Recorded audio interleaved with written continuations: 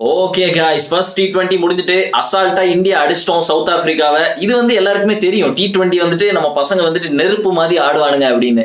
என்னுடைய விஷுவலைசேஷன் எல்லாமே எப்படி இருக்கணும் அப்படின்னா, இந்த சீரீஸ் 4-1 அப்படின்னு ஜெயிக்கணும். அப்படி இல்லாட்டி ஒயிட் வாஷ் பண்ணணும். இவனுங்களை 3-2 அப்படிலாம் ஜெயிக்க விடக்கூடாது. நம்ம இவனுக்கு ஃபுல்லா ஒயிட் வாஷ் பண்ணணும். அப்படி இல்லாட்டி 4-1 அப்படின்னு ஜெயிக்கிறதா நமக்கு மரியாதை. டெஸ்ட் குப்பை மாதிரி இருக்கு, அது நல்லா தெரியும். டெஸ்ட் நமக்கு குப்பை மாதிரி போயிட்டு இருக்கு. ஓடி ஓரளவு இப்போதைக்கு டீசெண்டா போற மாதிரி தான் இருக்குது. பட் T20 எல்லாம் இந்த தோக்கிற பேச்சே இருக்கவே இருக்கக்கூடாது. ஏன்னா T20 வேர்ல்ட் கப் வரப்போகுது. அதுவும் இல்லாம பீக் ஃபார்ம்ல இந்தியன்ஸ் இருக்கானுங்க. நம்ம தான் 100% வேர்ல்ட் கப் அடிக்க போறோம் அப்படின்னு கான்பிடண்டா இருக்கிறோம். அத மாதிரிதான் டீம் இருக்குது. கௌதம் கம்பீர் பிடிச்ச விஷயம் என்ன தெரியுமா? இந்த என்னதான் பண்ணாலும் இந்த T20 மட்டும், இந்த T20 சைடை மட்டும் ஓரளவு ஸ்ட்ராங்கா வச்சிருக்காரு. ஆனா எனக்கு இதுல ஒரு பிரச்சனை இருக்குது. ஓகே, சஞ்சு சாம்சன் காணாம போயிட்டான். அப்படியே போயிட்டான். சஞ்சு சாம்சன் எங்க போனா அப்படின்னு எதுவுமே தெரியல. என்ன நடக்குன்னு தெரியல. 4 பேர் வராதது நிறைய பேர் குறை சொல்லிட்டு இருந்தீங்க. யாருன்னா வாஷிங்டன் சுந்தர் ஒண்ணு, ஹர்ஷித் ராணா ஒண்ணு, குல்தீப் யாதவ் ஒண்ணு, சஞ்சு சாம்சன் ஒண்ணு. ஹர்ஷித் ராணா நான் சத்தியமா கவலைப்பட மாட்டேன். டீம்ல இருந்தாலும் நான் கவலைப்பட மாட்டேன், டீம்ல இல்லாட்டி நான் கவலைப்பட மாட்டேன். ஓகே, அவனை எடுத்துருங்க. வாஷிங்டன் சுந்தர் உள்ள கொண்டு வர முடியாது இப்போதைக்கு. ஏன்னா யாரை எடுத்துட்டு கொண்டு வர முடியும்? விக்கெட் கீப்பர் எடுக்க முடியாது. அப்படியே எடுக்கிறதா யார் எடுப்பீங்க? டூபே இல்ல எப்படி எடுக்க முடியாது. சோ வாஷிங்டன் சுந்தர் கிடையாது. குல்தீப் யாதவ் ஏன் கொண்டு வரல அப்படின்னா, பேட்டிங் டெப்த் வேணும். அதனால குல்தீப் யாதவ் கொண்டு வராதது புரியுது. ஆனா ஹி டிசர்வ்டா. Yes, he is deserved. கண்டிப்பா குல்தீப் யாதவ் டீம்ல இருக்கணும். ஆனா அவங்க T20 இருக்கிறதுனால பேட்டிங் டெப்த் கொஞ்சம் இருக்கணும் அப்படின்றதுனால வச்சு கொண்டு போறாங்க. மேபி T20 வேர்ல்ட் கப்புக்கு குல்தீப்பை கொண்டு வராங்க. ஏன்னா எப்பவுமே குல்தீப் யாதவ் அப்படிதான் டீம்ல இருப்பான். இந்த பைலேட்டரல் சீரிஸ் அதெல்லாம் வரமாட்டேன். திடீர்னு பார்த்தா வேர்ல்ட் கப்ல லேண்டிட்டு இருப்பான் T20 வேர்ல்ட் கப்ல. சோ அந்த மாதிரி தான் நடக்கும்னு நினைக்கிறேன். ஆனா ஒரே ஒருத்தர் மேலதான் எனக்கு பரிதாபப்பட வேண்டியதா இருக்கு. இந்த சஞ்சு சாம்சன் மேலதான். ஏன்னு தெரியல. சஞ்சு சாம்சனால ஜித்தேஷ் சர்மா இடத்த பிடிக்க முடியாது. நிறைய பேர் யோசிப்பீங்க, ஜித்தேஷ் சர்மா வெளியெடுத்து ஜித்தேஷ் சர்மாவெல்லாம் உள்ள வச்சிருக்காங்க, சஞ்சு சாம்சன் ஏன் உள்ள வைக்க முடியாதுன்னு. காரணம் என்ன? சுமன் கில் டீமுக்குள்ள இருக்கிறான். அவன் இருக்கிறதுனாலதான் இந்த மாதிரி ப்ராப்ளம் வருது. ஏன்னா சஞ்சு சாம்சன் ஓப்பனிங் தான் பேட்டிங் பிடிக்க முடியும். அவன் ஜித்தேஷ் சர்மா இடத்த பிடிக்க முடியுமா? 6th 7th ஆட முடியுமா? ஜித்தேஷ் சர்மா வெளியே தூக்கி வச்சுட்டு. அப்கோர்ஸ் கண்டிப்பா டீமுக்கு ஒரு விக்கெட் கீப்பர் பேட்ஸ்மேன் தேவை. இப்ப இவனை நான் ஏற்கனவே சொன்னது கரெக்ட் தானே. சுமன் கில்ல ஈஸியா வைஸ் கேப்டனா போட்டதுனால அவனை வெளியே எடுக்க முடியாது. அவனை வைஸ் கேப்டனா போட்டதுனால டீம் விட்டு வெளியே எடுக்க முடியாது. அதுதான் ப்ராப்ளம். இப்ப அவன் வைஸ் கேப்டனா போடலன்னு வச்சுக்கோங்களேன், டீம் விட்டு வெளியே எடுத்துறான். அதனால சேஃபா சுமன் கில்லுக்கு அந்த ஒரு பதவியை கொடுத்துட்டாங்க. வைஸ் கேப்டன் கொடுத்துட்டா வெளியே எடுக்க முடியாது அப்படின்னு.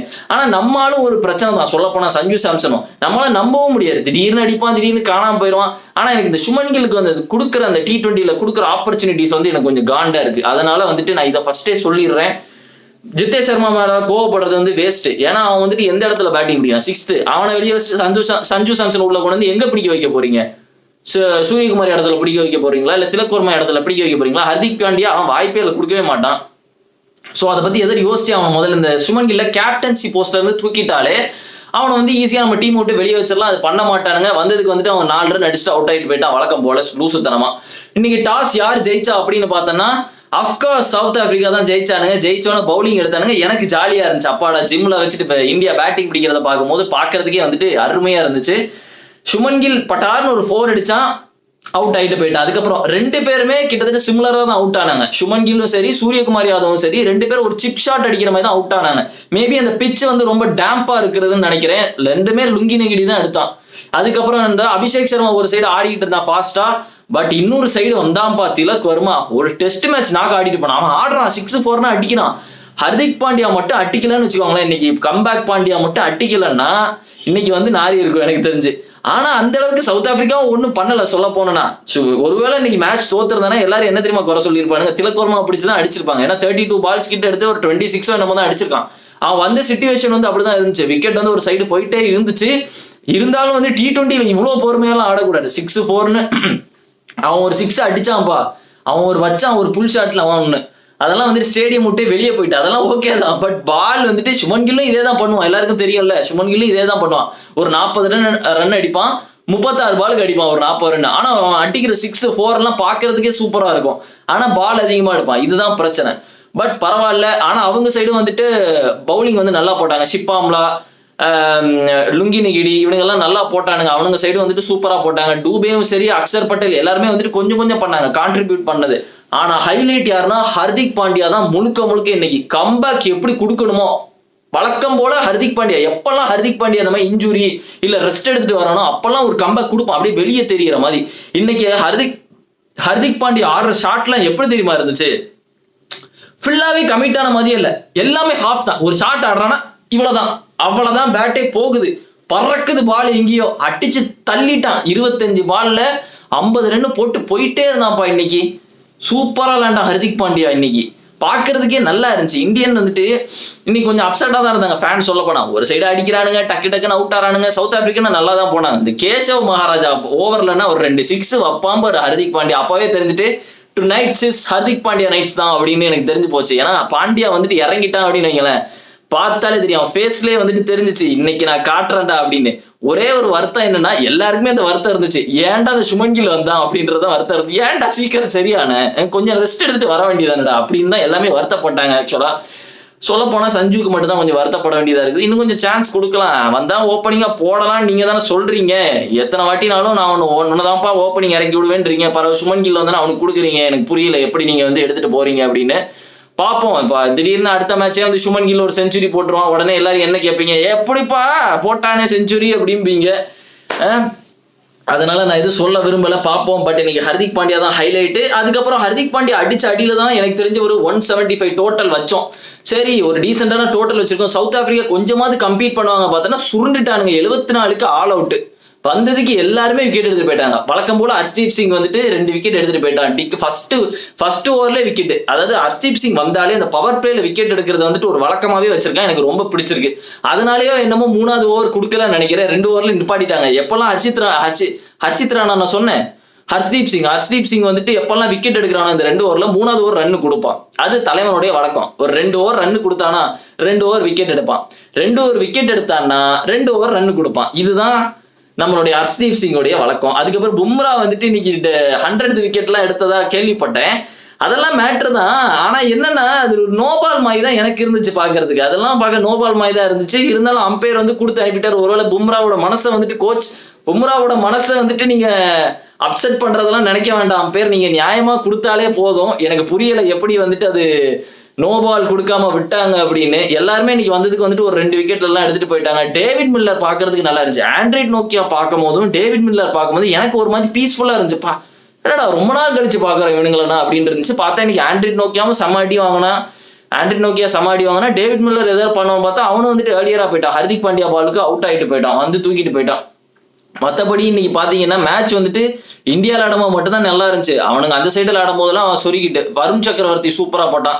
இப்ப அக்சர் பட்டேல் எடுக்கிற விக்கெட் இருக்கு தெரியுமா, அக்சர் பட்டேல் பவுலிங் போட்டு தூக்குவான் தெரியுமா, அந்த போல்ட் ஆக்குறத பாக்குறதே ஒரு தனி அழகு. எத்தனை பேரை தான் அக்சர் பட்டேல் போல்ட் ஆக்குவான்னு தெரியல. எப்பவுமே இந்த அக்சர் பட்டேல் ஒரு ஃபேஷனாவே வச்சிருக்கான் அந்த போல்ட் ஆக்குறத. மார்க்ரம் அப்படிதான் தூக்குனான். மார்க்ரம்னா இன்னைக்கு பும்ரா ஒரு ஃபிளிக் அடிப்பான் பாரு, ஒரு 6 விடுவான் அந்த லாங் ஆன்ல. அப்பெல்லாம் பார்க்கும்போது ஓகே நீங்க ஸ்டே பண்ண போறான், மார்க்ரம் போட்டு நம்மளை அடிக்க போறான் அப்படிலாம் நினைச்சேன். பட் எதுவுமே நடக்காது. இந்தியன் T20 பத்தி நமக்கு நல்லா தெரியும், பசங்க ரொம்ப ஸ்ட்ராங்கா இருக்கானுங்க. இந்த T20 ஸ்குவாட்ல இந்த T20ன்னு வரும்போது நான் வந்து இந்தியாவில் எந்த குறையும் கண்டுபிடிக்கல. ஒரே ஒரு குறைனா அந்த வைஸ் கேப்டன் அவருக்கு அந்த கொடுக்குற அந்த ஃபேவரிசம் வந்துட்டு எனக்கு வந்து கொஞ்சம் குறையா தெரியுது. பார்ப்போம் அவர் எப்படி பெர்ஃபார்ம் பண்றாருன்னு. அவன் அடிச்சானா எனக்கு பிரச்சனை இல்லை, எனக்கு பிரச்சனையே இல்லை. சுமன் கில் அடிச்சானா பிரச்சனை இல்லை. ஆனா என்ன காண்டா இருக்கும் தெரியுமா, எதுவுமே பெர்ஃபார்ம் பண்ணாம ஒரே ஒரு மேட்ச் மட்டும் அவனாவது அடிப்பான். அதை அடிச்ச உடனே பெர்ஃபார்ம் பண்ணிட்டான், ப்ரூவ் பண்ணிட்டான் அப்படின்னு உடனே மீம்ஸ் போட ஆரம்பிச்சிருவானுங்க. ஜிஆரா அப்படின்னு போடும் போதுதான் எனக்கு வந்து காண்டா இருக்கும். ஆனா நம்மளும் ஒரு பிரச்சனை தான் சொல்ல போனா. சஞ்சு சாம்சனும் ஒரு பிரச்சனைக்குரிய ஒரு பர்சனும் அவன் தான் சொல்ல போனா. எப்பெல்லாம் நம்புறமோ அப்பெல்லாம் சஞ்சு சாம்சன் பெர்ஃபார்மே பண்ண மாட்டான், அதுதான் உண்மை. அவன் எப்பெல்லாம் நான் சஞ்சு சாம்சனை நம்புறேன்னா, இன்னைக்கு அடிப்பான் நம்புறேன்னா அப்பெல்லாம் டிசப்பாயிண்ட் பண்ணிடுவான் ஃபேன்ஸை. எப்பெல்லாம் தேவையே இல்லை டிவி ஆஃப் பண்ணிட்டு போலான்னு பார்த்தா அன்னைக்கு போட்டு நவுத்தி எடுப்பான், போட்டு போலன்னு பொழந்து எடுப்பான் எங்க ஆளு. அதுதான் சஞ்சு சாம்சன். என்ன பாத்தீங்கன்னா பார்ப்போம் எப்படி இந்த ஆள் பெர்ஃபார்ம் பண்றாரு. இந்த சுமன் கில் இந்த 4 மேட்ச்ல மீதி இருக்குத எப்படி ஸ்ட்ரைக் ரேட்டை ஏத்துறானான்னு பார்க்கணும். அவன் பெர்ஃபார்மன்ஸ்லாம் இல்லை, அவன் ரன் அடிக்கிறதெல்லாம் மேட்டர், ஸ்ட்ரைக் ரேட்டை ஏத்துறானான்னு பார்க்கணும். திலக் வர்மாவும் கொஞ்ச நாளா வந்துட்டு ரொம்ப ஸ்லோவா ஆடுற மாதிரி தான் தெரியுது. சூரியகுமார் யாதவ் எடுத்துக்கிட்டாலும் எப்ப சூரியகுமார் யாதவ் வந்து இந்த கேப்டன் ஆனாலும் அப்ப இருந்து அவனுடைய பேட்டிங் ஃபார்ம் வந்து வீக் ஆயிட்டு. நிறைய பேர் சூரியகுமார் யாதவ் வந்து வெளியே வைக்கணும்ன்றீங்க. ஐயா அது நடக்காத காரியம். கொஞ்சமாவது சென்ஸோட பேசுங்க. சூரியகுமார் வந்து டீம் கேப்டன், அவனை வெளியே வைக்க மாட்டாங்க. என்னதான் டீம்ல வந்து ரோஹித் சர்மா பெர்ஃபார்ம் பண்ணலனாலோ டோனி பெர்ஃபார்ம் பண்ணலனாலோ டீம் விட்டு உடனே எல்லாம் வெளியே வைக்க மாட்டாங்க.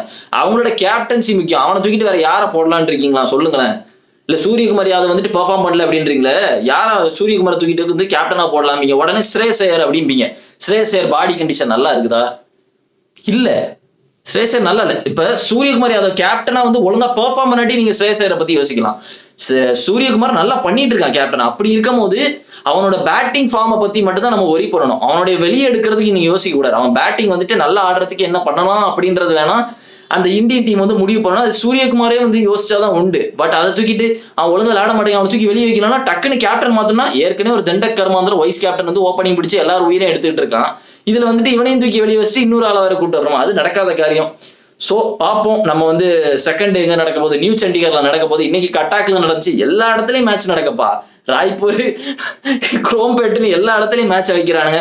ஸோ நல்லா இருக்க போது நியூ சண்டிகர்ல. ஒரு நாள் விட்டு அடுத்த நாளே மேட்ச் வர போகுது.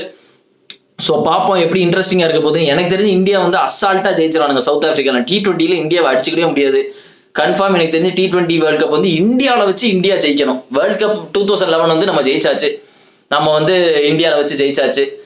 அதே மாதிரி ஒரு T20 வேர்ல்ட் கப்பும் இந்தியாவில் வச்சு ஜெயிச்சோன்னா வந்துட்டு சூப்பரா இருக்கும், நம்மளும் டிஃபெண்ட் பண்ண மாதிரி ஆயிரும். ஸோ பார்ப்போம் என்ன நடக்குது அப்படின்னு. ஓகே கைஸ், நீங்க மறக்காம சேனலுக்கு சப்போர்ட் பண்ணுங்க, சேனலுக்கு சப்ஸ்கிரைப் பண்ணுங்க, வீடியோக்கு லைக் பண்ணுங்க, அவங்க ஃப்ரெண்ட்ஸ் எல்லாருக்கும் ஷேர் பண்ணுங்க. Okay guys, and see you in the video and remember it, always be on top. Cheers.